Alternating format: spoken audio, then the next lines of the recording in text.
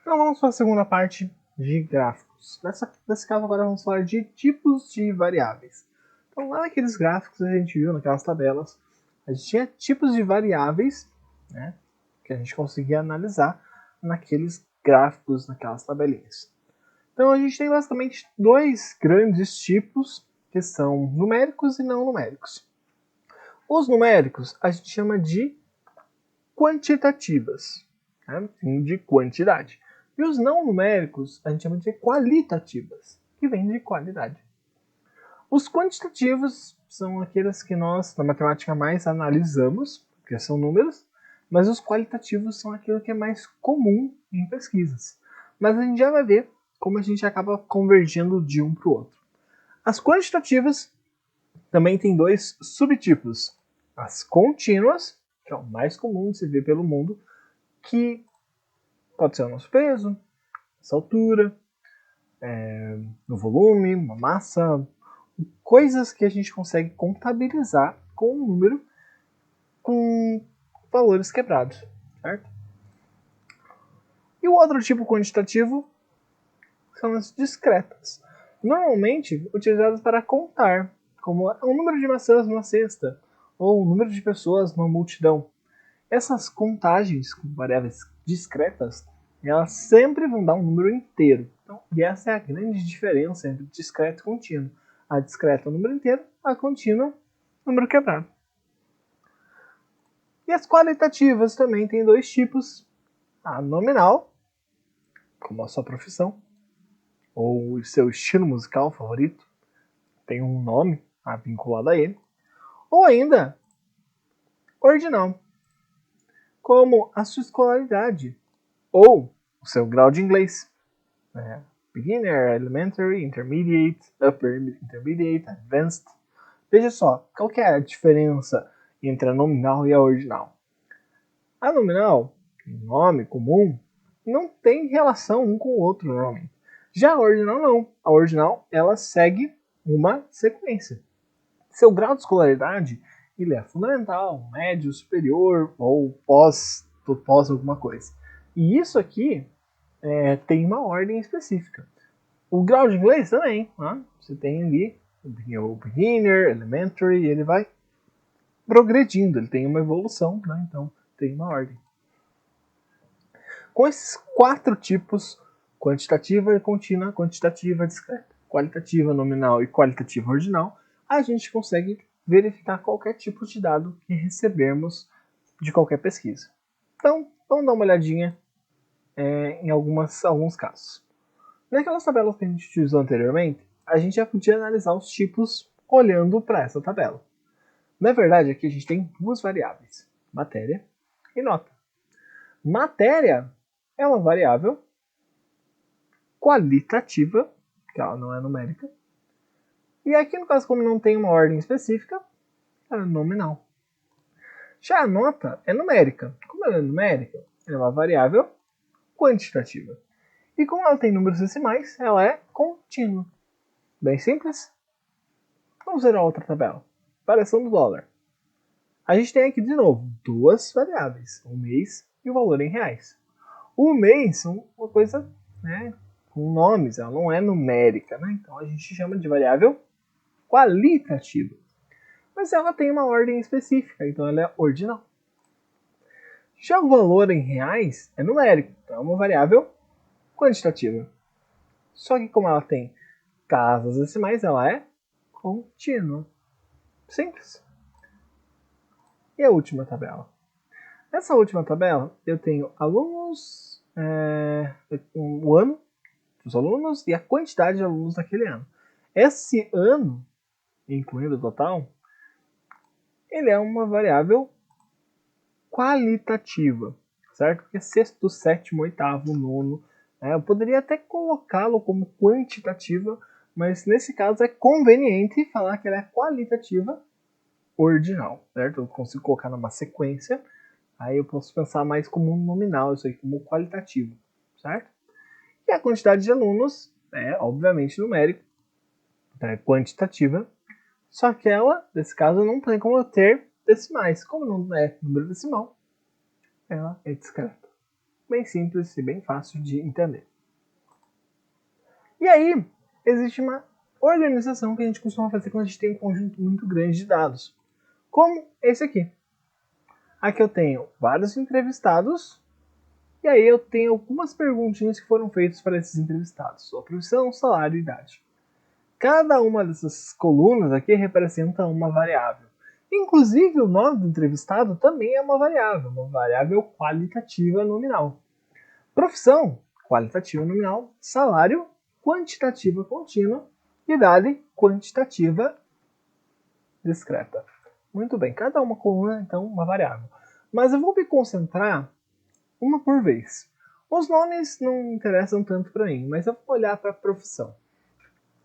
Eu consigo fazer uma organização onde eu olho o número de vezes que determinada profissão apareceu, e isso eu chamo de frequência.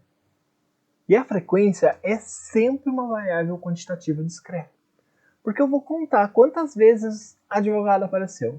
Então veja aqui, temos 4 advogados. Quantas vezes médico apareceu? Que eu tenho 2. Policial tem 8, professor tem 4, vendedor tem 2. Então eu sei que eu consigo contabilizar a quantidade de cada profissão como uma frequência. Inclusive, estava pensando no total. Então, eu tenho 20 pessoas aqui, e dentro dessas 20, eu tenho essas frequências de cada profissão. E eu posso analisar essa tabelinha à parte. O salário é um pouquinho mais difícil, né? E olha só como foi organizado aqui. De 1.000 a 3.000, de 3.000 a 5.000, 5.000 a 7.000, 7.000 a 9.000, 9.000 a 11.000. Por que foi feito dessa maneira? Porque o salário ele varia muito, né? É muito difícil. Eu acho que dificilmente a gente vai encontrar 2 salários iguais aqui para fazer a frequência como a gente fez com a profissão. E é por isso que a gente organiza uma classe. Então eu digo que tem uma classe que vai de 1.000 a 3.000. Eu vou olhar todo mundo aqui que ganha nessa faixa. Então olha só, a Ana Maria, ela ganha 1.214, que está dentro da faixa de 1.000 a 3.000. O Arnoldo Dias também, a Bianca Martins também, o Bruno Neil também, o Cassiano já ganha acima de 3.000. É só 12 reais acima, mas ele está acima, então ele vai para a segunda classe. Ele entra dentro desses 4 aqui. Então eu contei aqui quantos estavam entre 1.000 e 3.000 e deu 12 pessoas. Aí, por exemplo, o Alonso Correia, 8.248. Ele vai entrar na classe entre 7 e 9.000. Ele é o único na classe, inclusive. Às vezes isso pode acontecer, certo? E de novo, olha só, se eu contar todo mundo, a soma de tudo tem que dar os 20 entrevistados. Mas mais importante, a classe ela está aí justamente para resolver o problema da variação que temos de salário. Poderia fazer a mesma coisa com a idade, fazer uma variação da idade. Mas nesse caso eu escolhi não fazer. Eu peguei aqui, ó, de 30 até 39, todo mundo.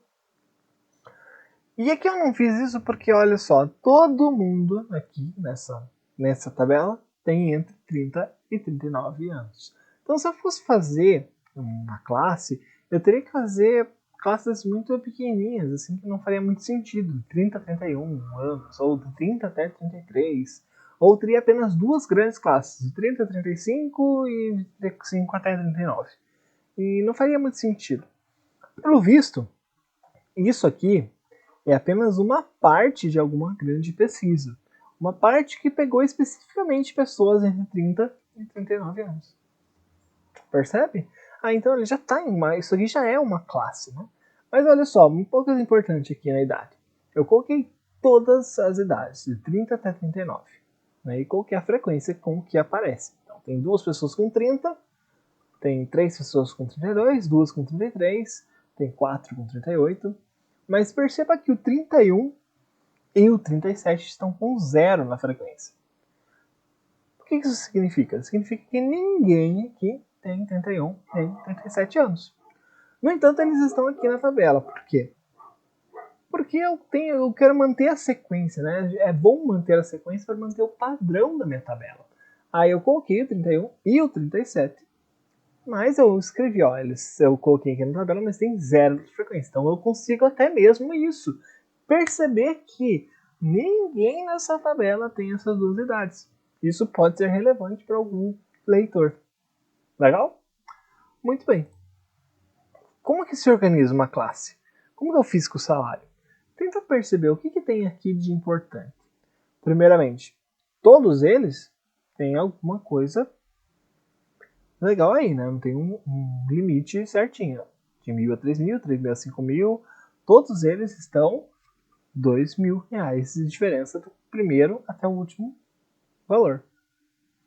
Além disso, de uma classe para outra, eu mantenho o mesmo número. O final de uma classe é o início da outra.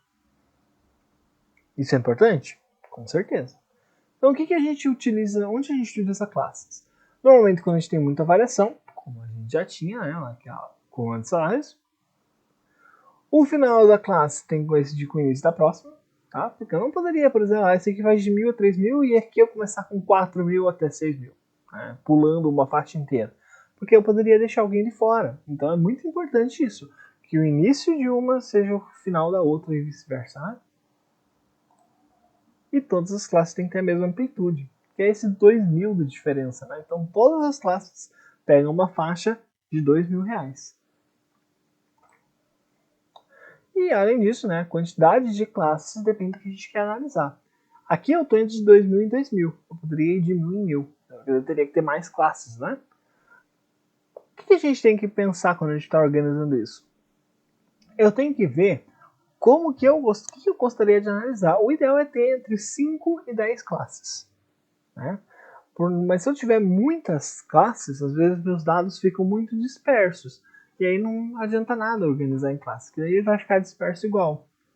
Mas se eu tiver muito poucas classes, pode ser que eu perca um pouquinho da precisão dos dados. Né?